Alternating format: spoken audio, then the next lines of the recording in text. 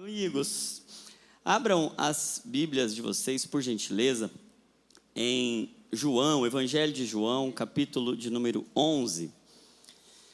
João, capítulo de número 11. O Senhor colocou uma palavra no meu coração e eu quero reparti-la com vocês. João, capítulo 11. Nós vamos falar sobre Lázaro. João capítulo 11, quem achou, diga amém. Amém. Está escrito assim: havia um homem chamado Lázaro. Ele era de Betânia, do povoado de Maria e de sua irmã Marta. E aconteceu que Lázaro ficou doente. Maria, sua irmã, era a mesma que derramara perfume sobre o Senhor e lhe enxugara os pés com os cabelos. Então as irmãs de Lázaro mandaram dizer a Jesus: Senhor, aquele a quem amas está doente. Ao ouvir isso, Jesus disse: essa doença não acabará em morte, ou não é para a morte, é para a glória de Deus, para que o Filho de Deus seja glorificado por meio dela. Jesus amava Marta, a irmã dela, e Lázaro. No entanto, quando ouviu falar que Lázaro estava doente, ficou mais 2 dias onde estava. Depois disse aos seus discípulos: vamos voltar para a Judeia. Estes disseram: mestre, há pouco os judeus tentaram apedrejar-te, e assim mesmo vais voltar para lá? Jesus respondeu: o dia não tem 12 horas? Quem anda de dia não tropeça, pois vê a luz deste mundo. Quem anda de noite tropeça, pois nele não há luz. Depois de dizer isso, prosseguiu dizendo-lhes: nosso amigo Lázaro adormeceu, mas vou até lá para acordá-lo. Seus discípulos responderam: Senhor, se ele dorme, vai melhorar. Jesus tinha falado de sua morte, mas os seus discípulos pensaram que ele estava falando simplesmente do sono. Então lhes disse claramente: Lázaro morreu. E para o bem de vocês, estou contente por não ter estado lá, para que vocês creiam, mas vamos lá até ele. Então Tomé, chamado Dídimo, disse aos outros discípulos: vamos também para morrermos com ele. Ao chegar, Jesus verificou que Lázaro já estava no sepulcro havia 4 dias. Betânia distava cerca de 3 quilômetros de Jerusalém. E muitos judeus tinham ido visitar Marta e Maria para confortá-las pela perda do irmão. Quando Marta ouviu que Jesus estava chegando, foi encontrá-lo, mas Maria ficou em casa. Disse Marta a Jesus: Senhor, se estivesses aqui, meu irmão não teria morrido. Mas sei que mesmo agora Deus te dará tudo o que pedires. Disse-lhe Jesus: o seu irmão vai ressuscitar. Marta respondeu: eu sei que ele vai ressuscitar na ressurreição, no último dia. Disse-lhe Jesus: eu sou a ressurreição e a vida. Aquele que crê em mim, ainda que morra, viverá. Quem vive e crê em mim não morrerá eternamente. Você crê nisso? Ela lhe respondeu: sim, Senhor. Eu tenho crido que tu és o Cristo, Filho de Deus, que devia vir ao mundo. E depois de dizer isso, foi para casa. Chamando à parte Maria, disse-lhe: o mestre está aqui e está chamando você. Ao ouvir isso, Maria levantou-se depressa e foi ao encontro dele. Jesus ainda não tinha entrado no povoado, mas estava no lugar onde Marta o encontrara. Quando notaram que ela se levantou depressa e saiu, os judeus que a estavam confortando em casa seguiram-na, supondo que ela ia ao sepulcro para ali chorar. Chegando ao lugar onde Jesus estava e vendo, Maria prostrou-se aos seus pés e disse: Senhor, se estivesses aqui, meu irmão não teria morrido. Ao ver chorando Maria e os judeus que a acompanhavam, Jesus agitou-se no espírito e perturbou-se. Onde o colocaram? Perguntou ele. Vem e vê, Senhor, responderam eles. Jesus chorou. Então os discípulos disseram: vejam como ele o amava. Mas alguns deles disseram: ele que abriu os olhos do cego, não poderia ter impedido que este homem morresse? Jesus, outra vez profundamente comovido, foi até o sepulcro. Era uma gruta com uma pedra colocada à entrada. Tirem a pedra, disse ele. Disse Marta, a irmã do morto: Senhor, ele já cheira mal, pois já faz 4 dias. Disse-lhe Jesus: não falei que se você cresce, veria a glória de Deus? Então tiraram a pedra. Jesus olhou para cima e disse: Pai, eu te agradeço porque me ouviste. Eu sei que sempre me ouves, mas disse isso por causa do povo que está aqui, para que creia que tu me enviaste. Depois de dizer isso, Jesus bradou em alta voz: Lázaro, venha para fora. O morto saiu com as mãos e os pés envolvidos em faixas de linho e o rosto envolto num pano. Disse-lhe Jesus: tirem as faixas dele e deixem-no ir. Feche seus olhos se você pode. Papai, nós precisamos de Ti.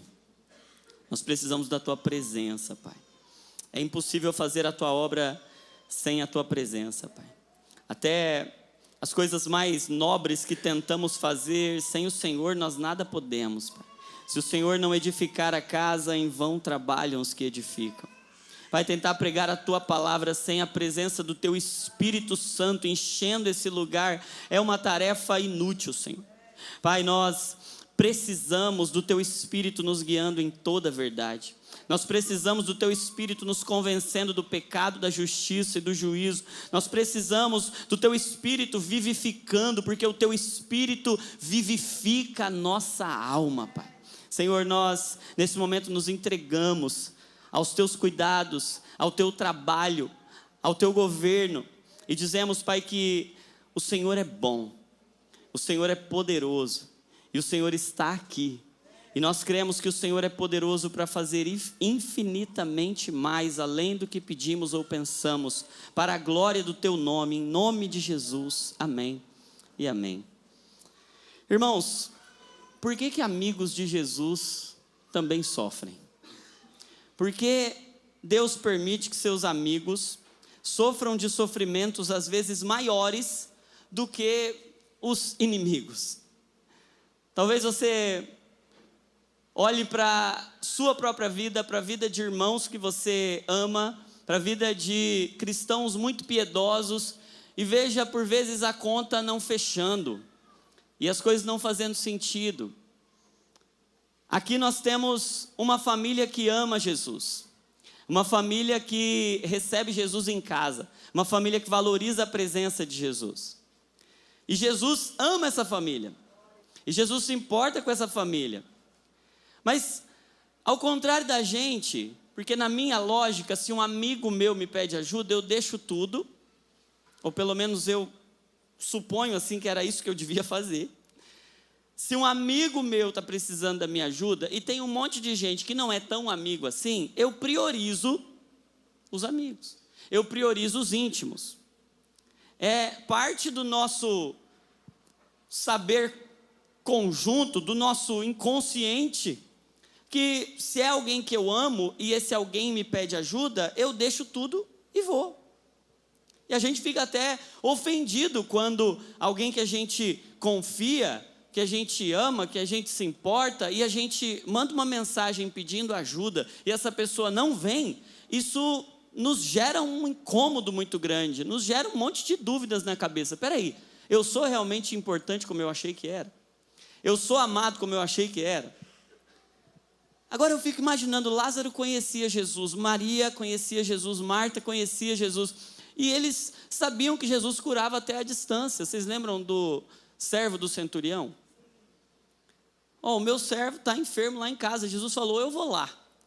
Aí ele disse assim, não, eu não sou digno que você entre na minha casa, basta uma palavra e o meu servo vai ficar curado. E aí Jesus disse, então vai ser assim. E ele ordenou, e Jesus curou com uma palavra, com uma ordem à distância.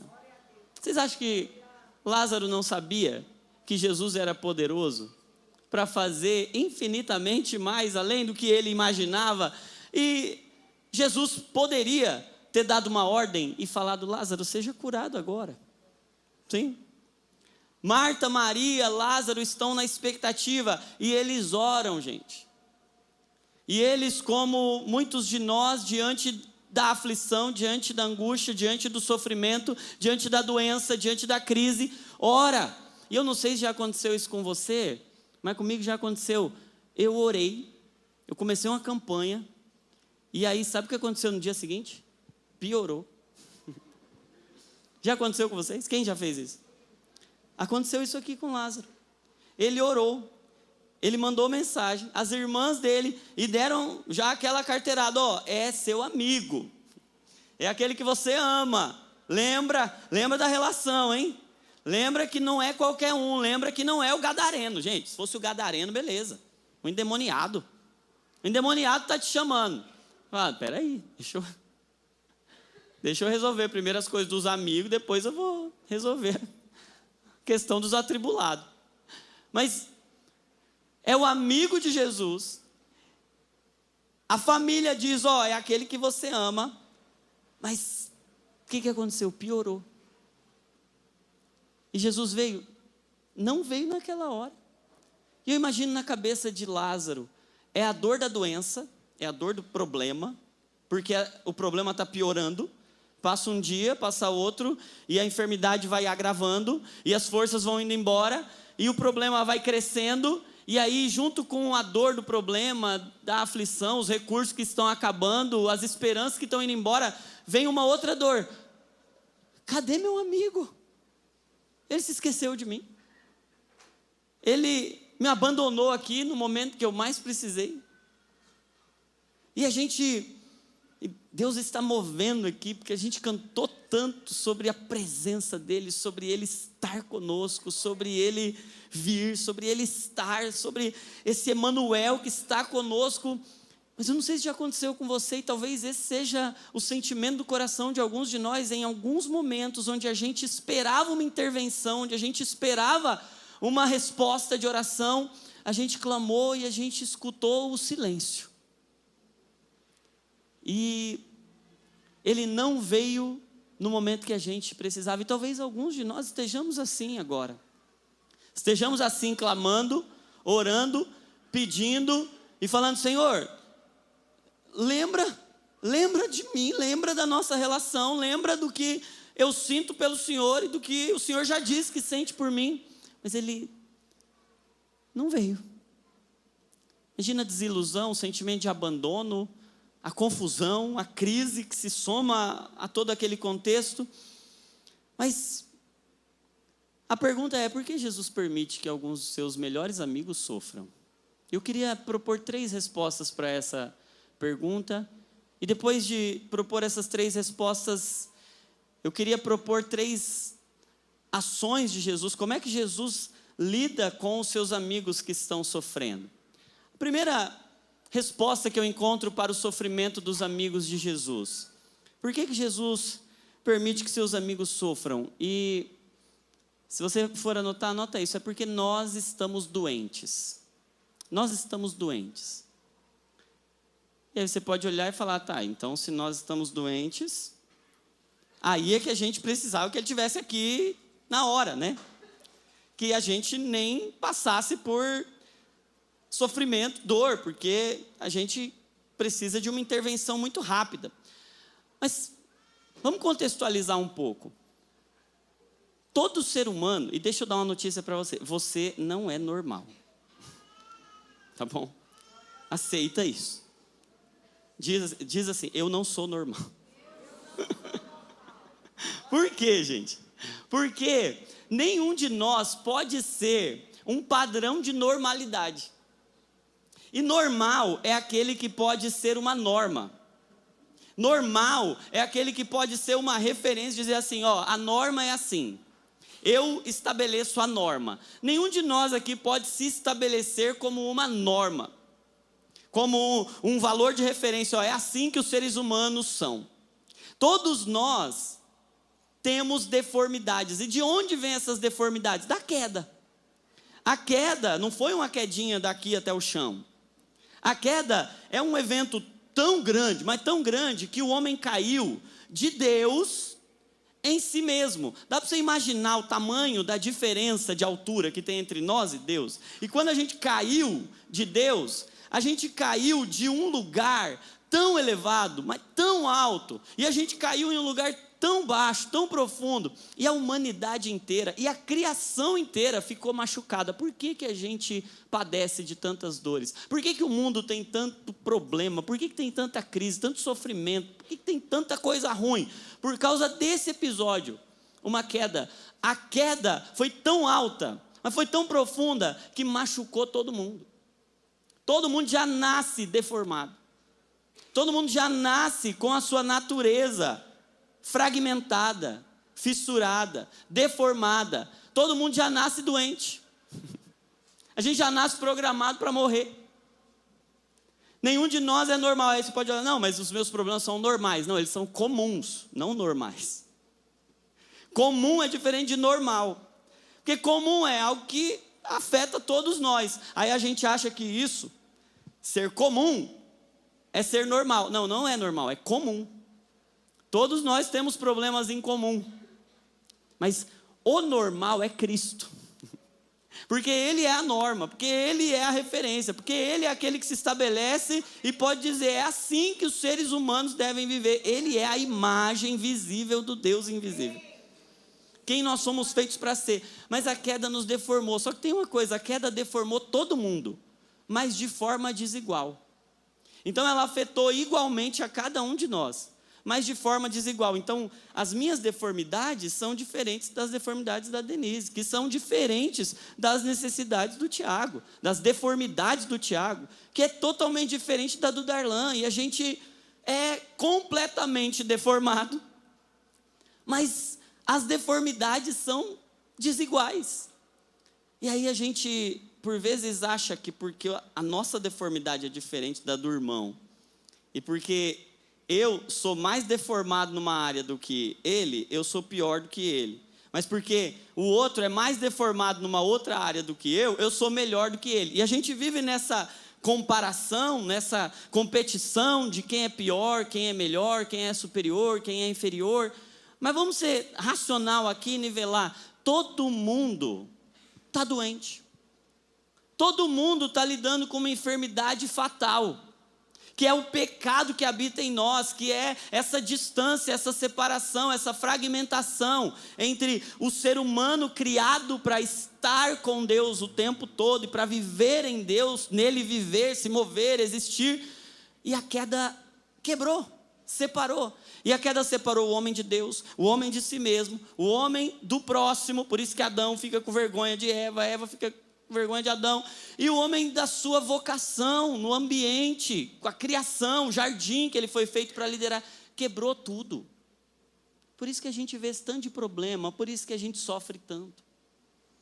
Só que, quando a gente está doente, tem uma coisa boa. Vou dar uma notícia para você. Quando você está doente, a melhor coisa que pode acontecer é você sentir dor. A melhor coisa que pode acontecer para alguém que está doente é sofrer. Por quê? Porque é só quando você sente dor, só quando você sofre, só quando você fica incomodado com alguma doença, é que você vai buscar ajuda para tratar aquele problema. Uma pergunta que eu faria aqui: quem gostaria de, a partir de amanhã, acordar com uma atualização nova do software? Imagina se tivesse uma atualização do software, você pudesse hoje de noite, na hora de dormir, instalar lá. A partir de amanhã eu não vou sentir mais nenhuma dor. Quem gostaria de atualizar? Levanta a mão assim. Seria muito bom? Não. Sabe por quê? Porque nós estamos nesse mundo caído, nesse mundo adoecido, fraturado. E a dor nesse mundo doente, ela nos avisa que tem coisas fora do lugar, que tem coisas que precisam de ajuda, que tem coisas que precisam ser salvas. Tem uma doença, uma síndrome rara, chamada insensibilidade congênita à dor. Crianças que nascem sem a capacidade de sentir dor. Aí você pode olhar e dizer, uau, que bênção. Essas crianças não terão o desprazer de sentir dor. Só que sabe o que acontece? Essas crianças com menos de 5 anos já estão mutiladas de muitos dos seus órgãos. Elas não conseguem perceber quando é a hora de mudar a posição do pé, Por isso, a sua circulação, a sua microcirculação começa a ser comprometida, e aí entra em necrose, perde partes do corpo, sem nenhum tipo de trauma ativo, simplesmente porque não percebe, a dor não as avisa que precisa mudar. Essas crianças, e aí tem um livro, A Dádiva da Dor, do Philip Yancey, é um livro que conta a história de um médico que investigava casos de insensibilidade à dor. Um médico especialista em lepra, que era procurado quando pessoas não sentiam dor, e ele escreveu sobre isso. Essas crianças, elas perdiam a língua, elas não conseguiam perceber enquanto estavam comendo, que estavam mordendo a língua ficava cheia de lesões, e aí elas perdiam a capacidade de falar, de deglutir, elas perdiam muitas das partes do seu corpo, e a expectativa de vida dessas crianças que não sentiam dor era baixíssima, elas raramente chegavam à idade adulta, porque elas não sentiam dor, porque elas não sofriam. Gente, por que Deus permite que seus amigos sofram? Porque nós estamos doentes. E diante de uma doença, se tem algo que nós precisamos, é de sinais de que nós precisamos de ajuda, como alguém que está com um apendicite, por exemplo, tem uma parte do seu intestino inflamada. Sabe qual é a melhor coisa que pode acontecer com você? Sentir dor. E você perceber aquela dor, e aquela dor te levar em direção a alguém que possa resolver o seu problema. Por que Jesus disse assim? Não são os sãos, os saudáveis que precisam de médico, mas são os doentes. Ele estava dizendo que algumas pessoas não precisam de Jesus, que não precisam dele? Não, ele estava dizendo o seguinte: tem gente que não sente, tem gente que não tem sensibilidade, tem gente que não sofre, tem gente que não liga, tem gente que não está nem aí. Mas os que sofrem, os que sentem dor, os que são afetados pela dor, eles vão procurar um salvador. E sabe que a expressão doente no original vem de doendo, aquele que sente dor. Por que a gente sofre? Porque a gente está doente, porque a humanidade está adoecida, deformada, porque nós tivemos um trauma, a queda, que nos afetou completamente, o pecado. Mas segunda razão, por que Deus permite que seus amigos sofram? Segundo, se o primeiro é porque nós estamos doentes, a segunda é porque Ele nos ama. Nós estamos doentes, mas nós somos amados.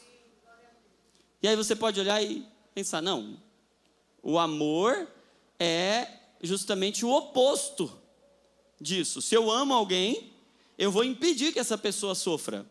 Não faz sentido para a gente? Mas a Bíblia diz que o amor é sofredor. O amor tudo sofre. O amor tudo espera, o amor tudo crê. O amor sofre. E se tem algo que prova amor, é sofrimento. É impossível você amar alguém e não sofrer. E também é impossível que você ame de verdade alguém e não proporcione os sofrimentos necessários que ele precisa. Às vezes a gente acha que a gente faz muito bem a quem a gente ama, se a gente nunca disser não. Imagina um pai que ama muito o filho, ele ama tanto que ele fala assim: eu nunca vou deixar meu filho sofrer.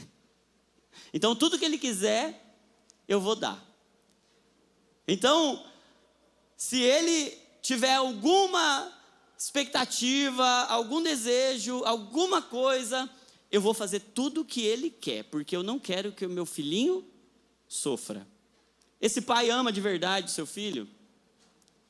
A Bíblia vai dizer que todo pai que ama de verdade o filho, ele disciplina, ele diz não, ele corrige, ele impõe os sofrimentos que aquele filho precisa, e isso é amor.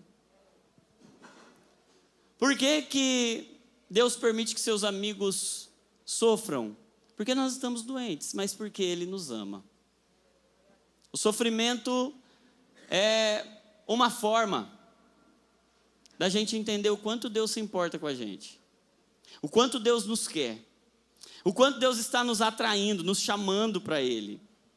A dor nos chama, A dor nos move, a dor nos atrai. Você pode não gostar de médico, você pode não se importar com a saúde, até que você sinta uma dor muito forte. E, gente, tem hora que a melhor coisa que pode acontecer para mudar a gente é sentir dor.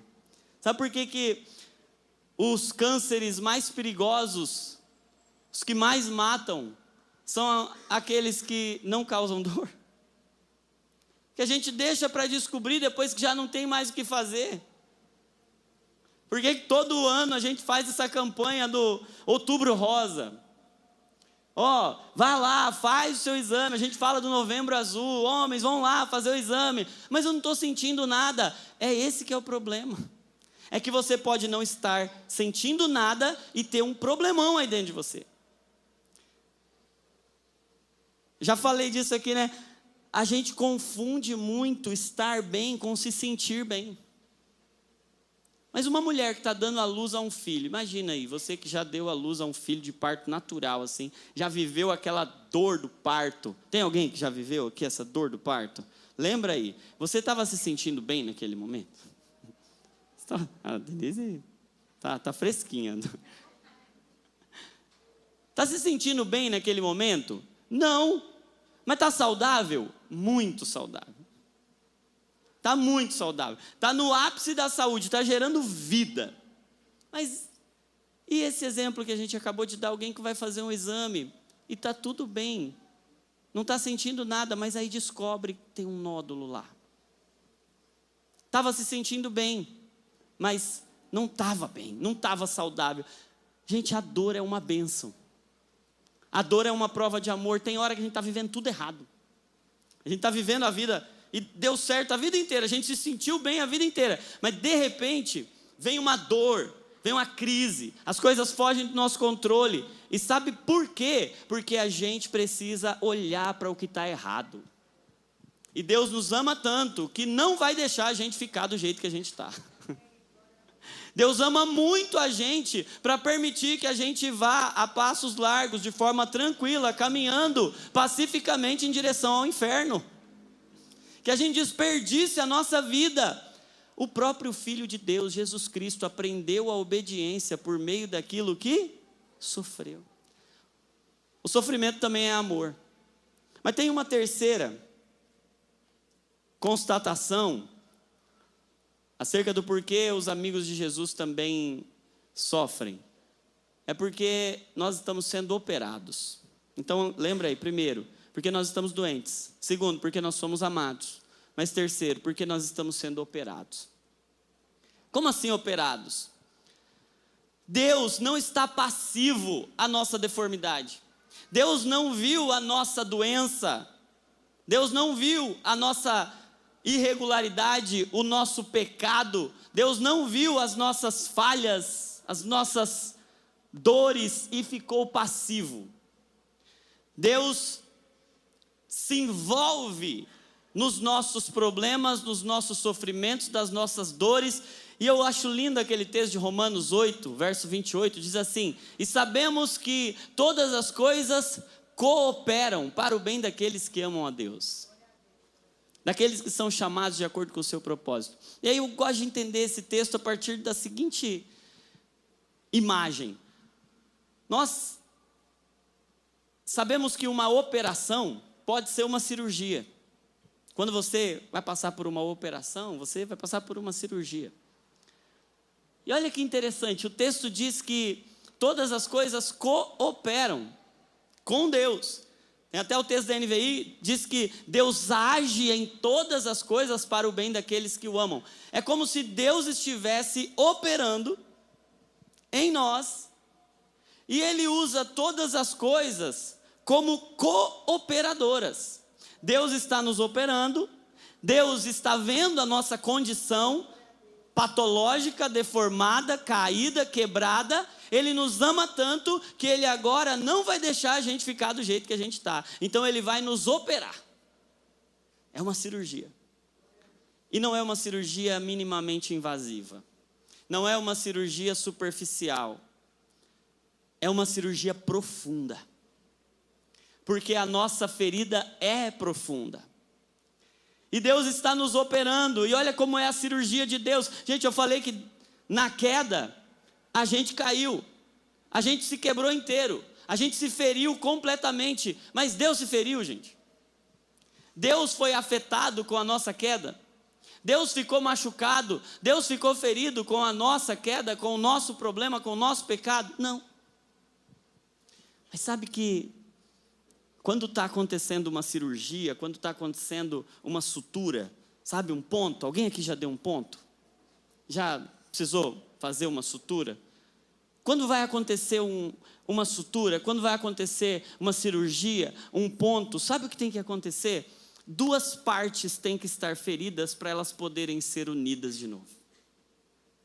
Não dá para você costurar uma parte que está ferida em uma parte que está inteira.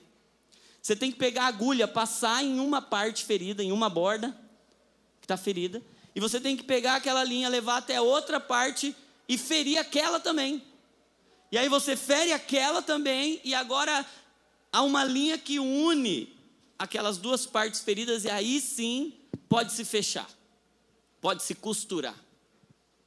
Mas gente, nós nos ferimos, Deus não. Então Deus nos opera de tal forma que Ele envia o seu próprio Filho para vir ao lugar da nossa ferida, no nível da nossa ferida. E Ele, mesmo sendo Deus, não teve por usurpação ser igual a Deus. Antes Ele esvaziou-se a si mesmo, assumiu uma forma humana, veio ser igual a gente, mas não apenas igual a gente, Ele veio ser ferido com todo tipo de ferida que a nossa alma tinha. E Ele foi obediente até a morte de cruz. Porque ali na cruz, sabe o que Deus estava fazendo? Deus estava fazendo uma cirurgia, uma sutura. E a cruz é uma agulha de Deus, onde Ele perfura, Ele traspassa, Ele passa a sua agulha no próprio Filho. Porque na cruz Ele estava costurando o homem ferido a um Deus ferido. E Ele estava nos unindo a Deus, e por causa das feridas de Jesus, agora nós somos sarados. Pelas suas feridas, Isaías 53 vai nos dizer, pelas feridas dele na cruz do Calvário, nós agora podemos ser curados. Há uma promessa de consumação, há uma promessa de cura completa, de redenção completa para nós, porque Jesus Cristo veio até nós e Deus fez uma operação. Ele nos costurou, Ele nos reconciliou consigo por meio da cruz de Cristo. A cruz é tão poderosa. A cruz é Deus intervindo na história e unindo o lugar mais alto ao lugar mais baixo, e unindo o céu à terra, o sobrenatural ao natural, e Deus refazendo todas as coisas, rasgando o véu que nos separava e nos costurando com essa mesma agulha que rasga o véu. Essa agulha agora da cruz nos costura e nos une e nos faz inteiros de novo. Deus está nos operando. Você pode não saber, mas você está numa cirurgia. Você está num processo. E está acontecendo agora. E deixa eu dizer uma coisa para você, dói. E não dói só na hora que está dando ponto, não, na hora que está operando. Quando você termina a cirurgia, você ainda passa uns dias. Você ainda tem um processo. Nós estamos em obras. Por isso, muitos transtornos aqui, amém? Tem muito transtorno. Porque nós estamos em obras. Por isso que a gente sofre. Mas tudo isso está acontecendo. E aí, depois de 4 dias, Jesus vai. Lázaro não só adoeceu, Lázaro morreu. Lázaro não apenas morreu, Lázaro foi sepultado. E não apenas foi sepultado, Lázaro já estava há 4 dias sepultado. Quando Jesus chega, Jesus aparece. E quando Jesus aparece, Marta vai até ele. E Marta fala o que talvez a maioria de nós diz: se o Senhor estivesse aqui, meu irmão não teria morrido. Se o Senhor tivesse vindo antes, se o Senhor tivesse chegado antes. Talvez alguns de nós estejamos assim, né? Agora eu estou ouvindo essas coisas, agora eu estou aprendendo sobre isso. Agora eu estou entendendo sobre Deus, sobre a vontade dEle, sobre o plano dEle. Mas se Deus estivesse vindo antes, se Ele tivesse chegado 15 anos atrás, se naquela época que eu fiz tanta besteira, que eu perdi tanta coisa, que eu destruí tanta coisa, cometi tantos equívocos, se Deus tivesse naquela hora vindo, teria sido diferente. Mas sabe que é justamente nesse contexto de decepção, de frustração, que a gente entende uma coisa. Jesus amava Lázaro, sim ou não? Mas tem alguns sofrimentos que só os amigos de Jesus vão poder suportar. Alguns sofrimentos vão ser exclusivos para os melhores amigos. Alguns sofrimentos só os amigos íntimos de Jesus vão poder suportar, porque tem algumas porções da glória de Deus que só os melhores amigos vão poder revelar.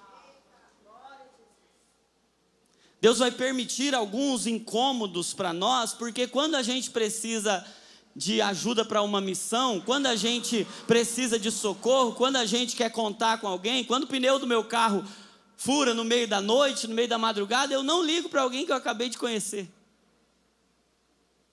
Eu importuno um amigo. Eu conto com um amigo. A questão é, nós estamos dispostos a serem amigos ou a sermos amigos de Jesus que se permitem ser incomodados, que se permitem ser decepcionados, que se permitem receber para si alguns dos problemas que são de Deus. Porque amizade é isso, eu dou os meus problemas para Deus e compartilho todos com Ele.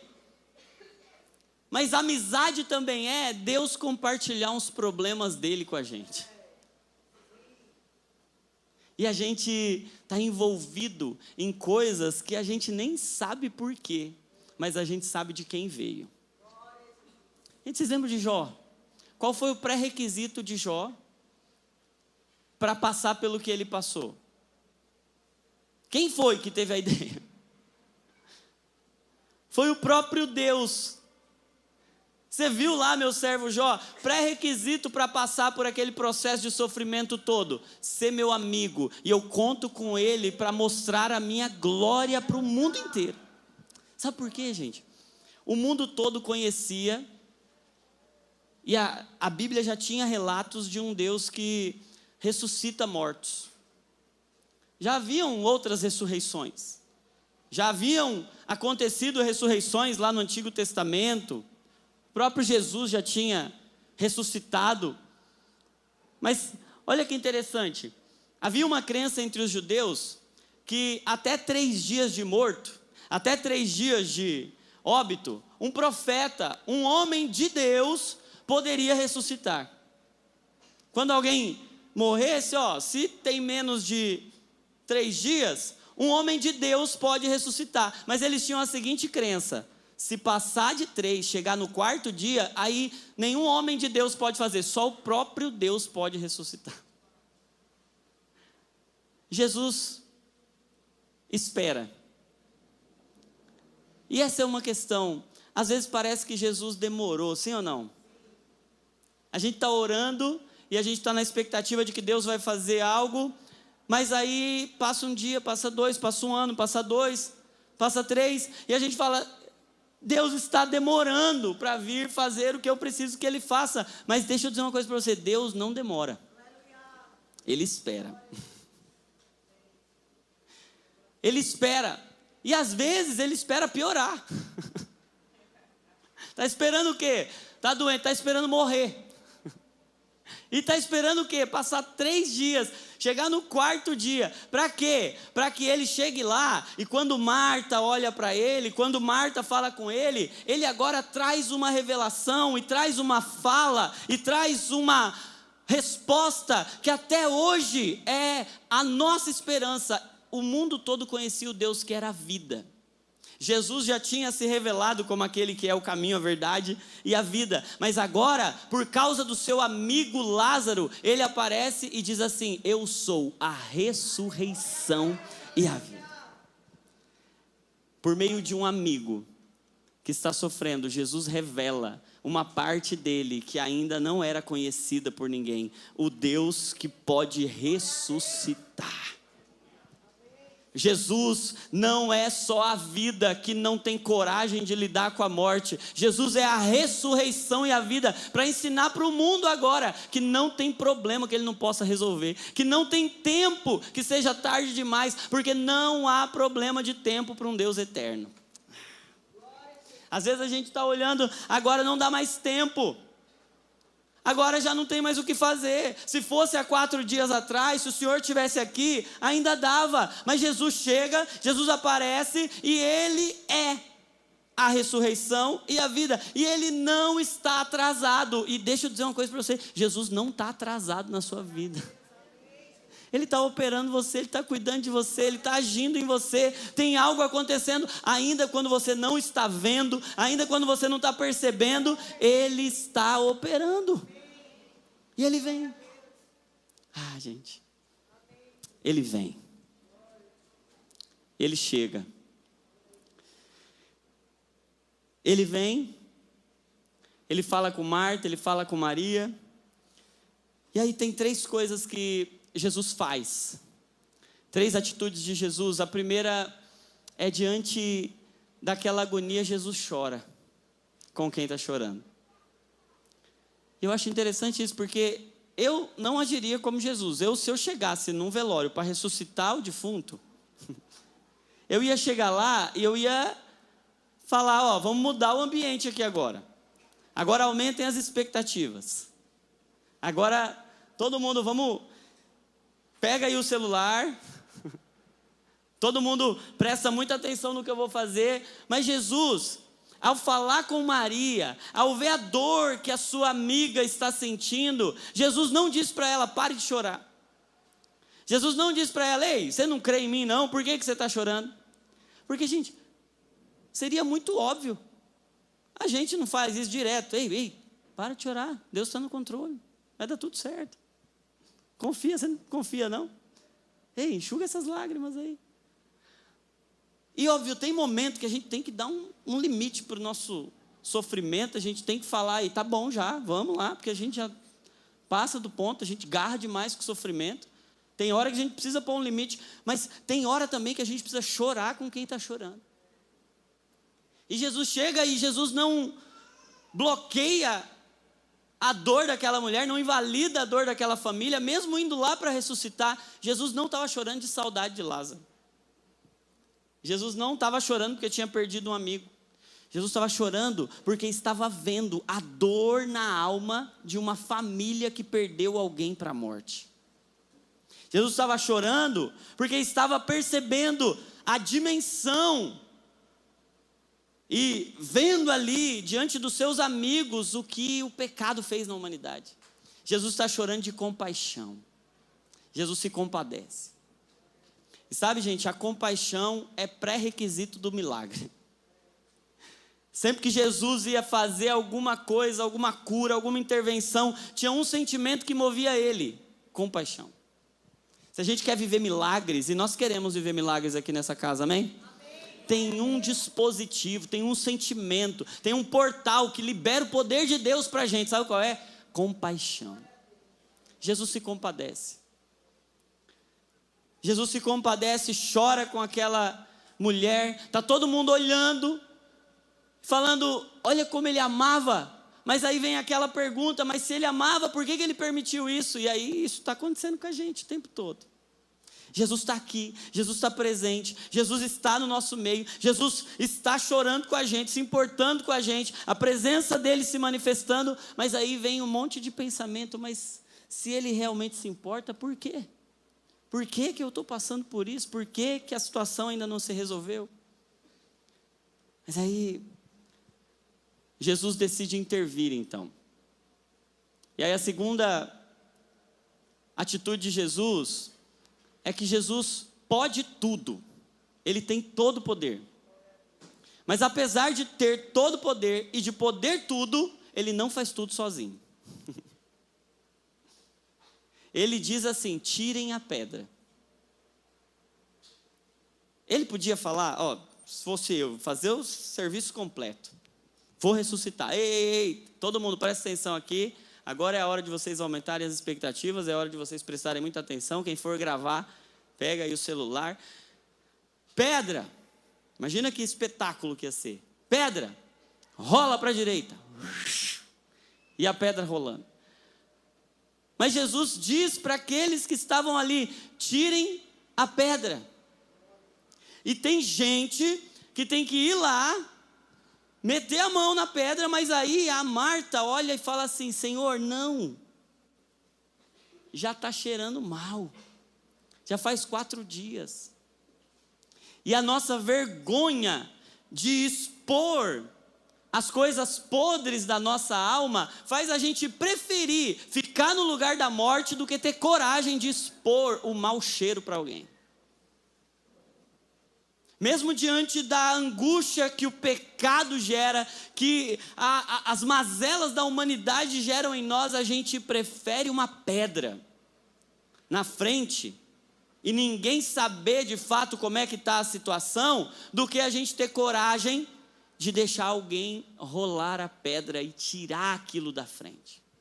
Gente, nós temos aprendido aqui, semana passada nós ouvimos a palavra que está reverberando no meu coração, desde domingo que o Fábio Bravo pregou, sobre esse uns aos outros, sobre essa nossa necessidade de ter alguém rolando pedras na nossa vida, de ter alguém empurrando coisas e vendo e tendo acesso a áreas da nossa vida que a gente não mostra para ninguém, porque cheira muito mal. Gente, Jesus não podia dizer: pedra, sai daí. Mas Ele conta com a gente. E isso é a gente assumir o controle? Não, tem uma atitude nossa, e é a forma como a gente coopera com Deus, é obedecendo. A obediência nos descansa, gente. A obediência nunca cansa, a menos quando ela é uma obediência em busca da minha própria vontade, mas a obediência em busca da vontade de Deus, ela é uma fonte de vida para nós. Aí Jesus disse: tirem a pedra. Quando Jesus diz: tirem a pedra, agora há uma mobilização, agora tem que ter uma atitude, agora tem que ter um movimento humano ali, tem que ter gente fazendo isso, porque o defunto não consegue tirar a própria pedra. E sabe, gente, tem coisa que a gente não vai conseguir fazer. A gente vai precisar de gente, vai precisar de amigos, vai precisar de irmãos. Tem um monte de área da nossa vida que está perdida. Sabe por quê? Porque a gente está tentando resolver sozinho. Mas se a gente tem coragem de tirar, ou se a gente tem coragem de deixar alguém mexer, de deixar alguém ver, de deixar alguém participar daquilo, o caminho está aberto agora. Aí, gente, se Jesus se compadece, e Jesus tem todo o poder, mas não faz tudo o que pode sozinho, a terceira verdade é que Jesus pode tudo que a gente não pode. E Jesus sabe o nome de Lázaro. E nós cantamos aqui que Ele sabe o nosso nome, Ele conhece o nosso nome. E Ele chama Lázaro pelo nome, Ele diz: Lázaro, vem para fora.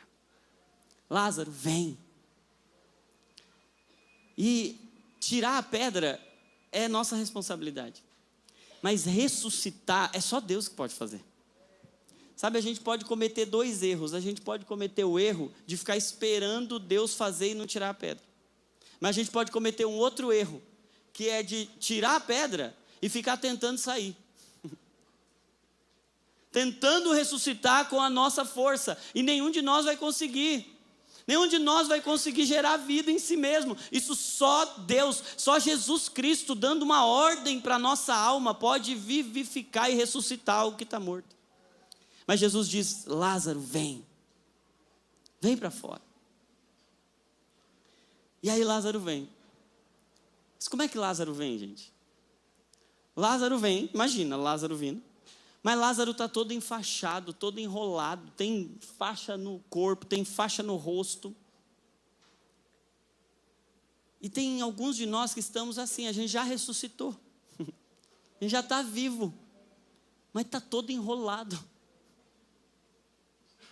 Tem alguém aqui? Está vivo, mas tem um monte de rolo para resolver. Sabe o que eram essas faixas? Essas faixas eram faixas utilizadas naqueles processos de embalsamar o defunto. Eles passavam óleo, passavam algumas substâncias, alguns compostos ali para amenizar a desintegração e para participar daquele processo do sepultamento. Mas Jesus ressuscita Lázaro, podia não já sair sem as faixas? Podia já não sair tudo resolvido? Não ia ser muito mais atraente, não ia parecer um milagre muito mais glamuroso se ele não já sai com o rosto brilhando, se ele não já sai assim todo bonitão, com uma roupa nova, uma roupa celestial, uma coisa assim, ó, fui lá, voltei, olha como eu estou bonitão. Mas sabe como ele vem? Todo enrolado. Porque, gente, apesar da gente ter nascido de novo, apesar da gente ter ressuscitado, apesar de Cristo já ter chamado a gente pelo nome, a gente carrega um monte de coisa da nossa vida, a gente carrega um monte de faixa, um monte de coisa que está presa. E sabe o que Jesus disse? Jesus não disse assim: Lázaro, arranca essas faixas aí de você. Sabe o que Jesus disse? Desenrolem ele. Ele não vai conseguir sozinho. Ninguém consegue se desenrolar sozinho. Ninguém consegue resolver a vida sozinho. Nós precisamos uns dos outros. Nós precisamos de gente que vai achar onde é que está a pontinha daquela faixa e vai começar a puxar, e vai ter umas que estão grudadas, e a gente vai precisar de 1, 2, 3 pessoas, 1, 2, 3 tentativas, e a gente vai precisar de uma igreja que olha para a gente com tanto amor e que vai mexer em cada uma das nossas cicatrizes, das nossas feridas, das nossas marcas, para que agora todo mundo possa ver o que Cristo fez em nós. Sabe, gente, eu percebo que alguns de nós estamos em partes diferentes dessa história. Tem alguns de nós que estamos mortos. Tem alguns de nós que estamos decepcionados com Deus. Tem alguns de nós que estamos na fase de dizer: a gente canta que Ele está aqui, mas se Ele estivesse aqui, eu não estava passando pelo que eu estou passando. Minha vida não estava do jeito que está. Ele podia ter vindo antes. Ele podia já ter feito algo na minha vida. E a gente está esperando Ele vir, mas deixa eu dizer uma coisa para você: Ele vem. Ele vem. E hoje Ele está vindo para alguns de nós aqui. Alguns que estão em crise, alguns que estão nessa fase de muitas perguntas. Alguns que estão vendo mortes acontecerem, perdas muito profundas. Alguns que estão lidando com a morte. Alguns que estão vendo coisas serem perdidas na própria vida, na família. Estão aguardando Jesus. Eu vim dar uma notícia para você: Ele está aqui. E Ele sabe o seu nome. Ele sabe quem você é. E Ele sabe te chamar para fora. Mas tem alguns de nós que estamos aqui como alguém que já ressuscitou, mas que ainda não conseguiu sair do túmulo, porque tem uma pedra na frente. Tem alguns de nós que já ressuscitamos, mas estamos vivendo igual vivíamos. Estamos vivendo no mesmo lugar que vivíamos, e o Senhor está chamando a gente para romper com isso, para sair desse lugar, para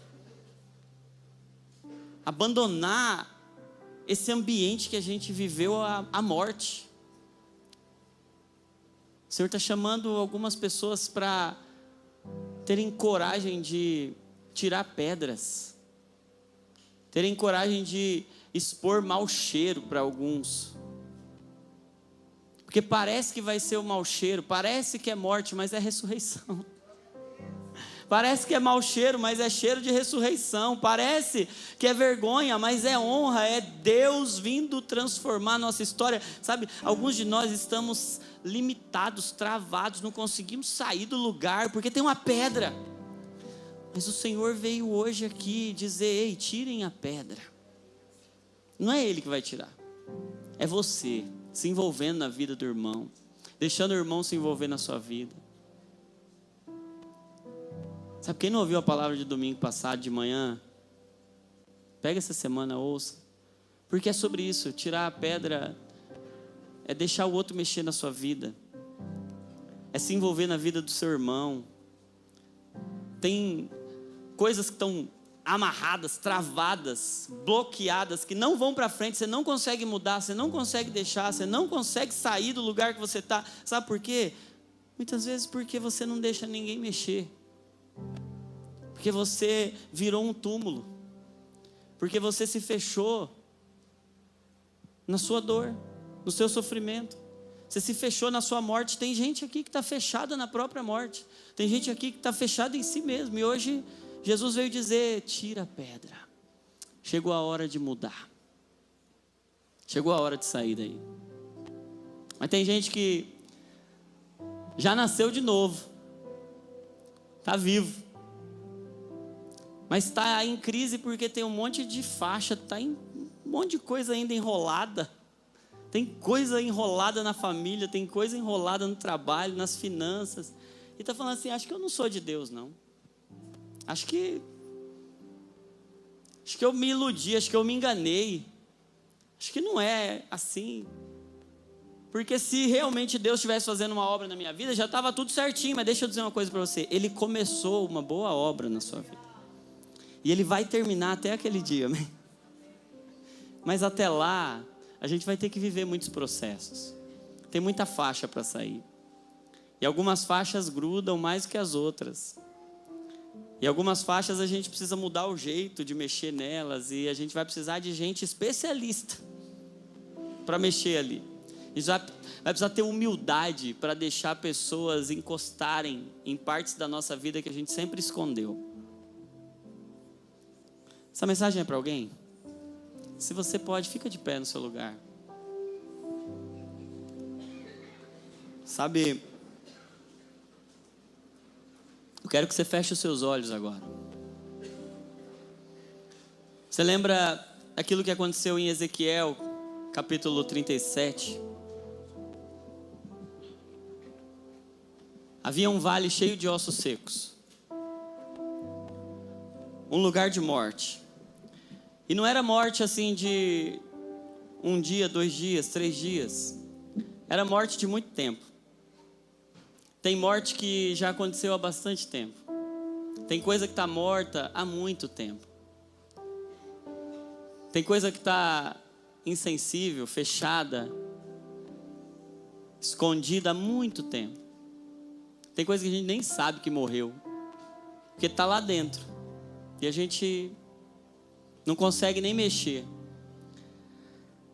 Mas o Senhor levou Ezequiel para aquele vale e disse assim: filho do homem, você crê que esses ossos sequíssimos, no último estágio de decomposição, podem voltar a viver?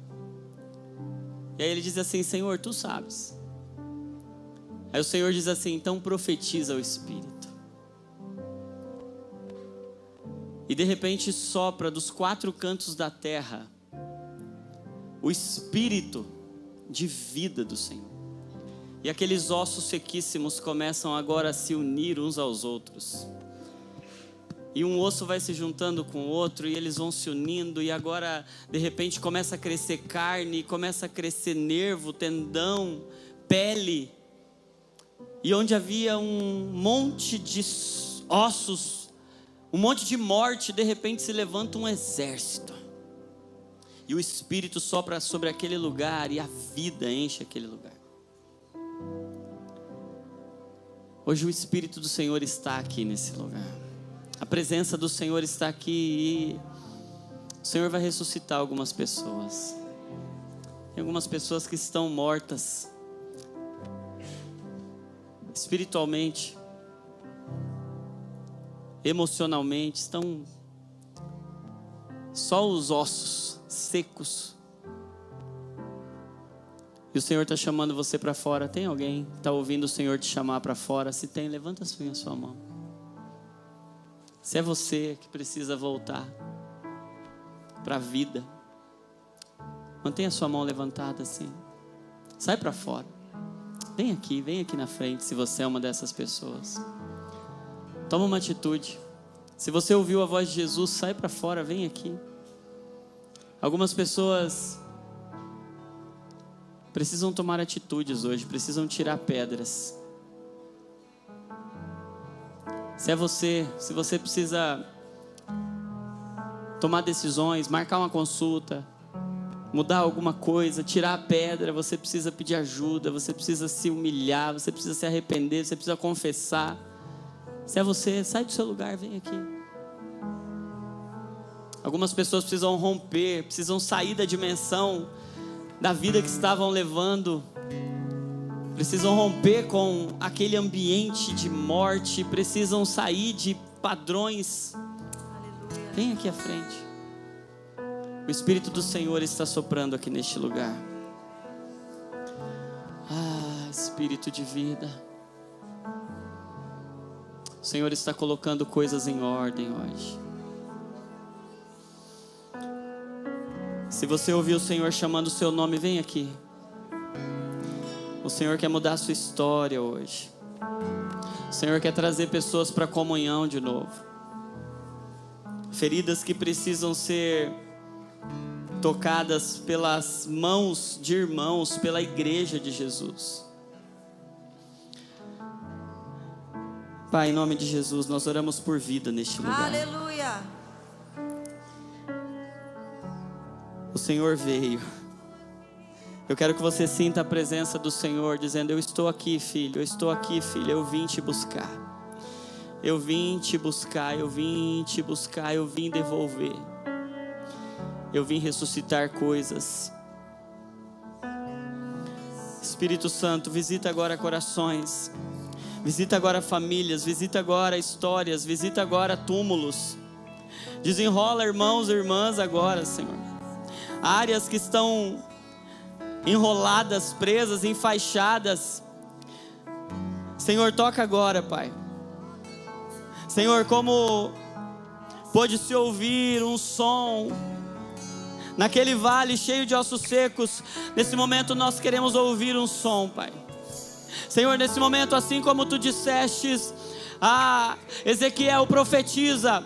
Nós como igreja profetizamos vida sobre esse lugar. Você levanta a sua voz agora e começa a profetizar vida sobre esse lugar. Levante a sua voz e comece a profetizar vida sobre esse lugar. Você é voz profética do Senhor nessa casa, nesse tempo. Profetiza vida nesse lugar. Profetiza vida aos sepulcros. O Senhor está ressuscitando coisas. O Senhor está ressuscitando pedaços. O Senhor está tirando pessoas presas à morte. Tem um novo tempo sendo chegado, sendo liberado sobre famílias aqui. Senhor, nós profetizamos vida. Nós profetizamos ao Espírito: enche este lugar. Enche este lugar. Enche este lugar. Senhor, onde se via uma dor, uma doença, um sofrimento, nós veremos a Tua glória. Senhor, nós declaramos agora: esse sofrimento não é para a morte, é para a glória do Senhor. Pai, não é para a morte, não é um abandono, não é uma demora, é a Tua eternidade invadindo a gente, é a gente conhecendo o Jesus que é a vida e a ressurreição também. Senhor, nós olhamos para as mortes agora. Eu quero que você diga: ó morte, onde está a sua vitória? Tragada foi a morte pela vitória. Jesus Cristo ressuscitou ao terceiro dia. Ele é aquele que diz: Lázaro, sai desse túmulo, porque eu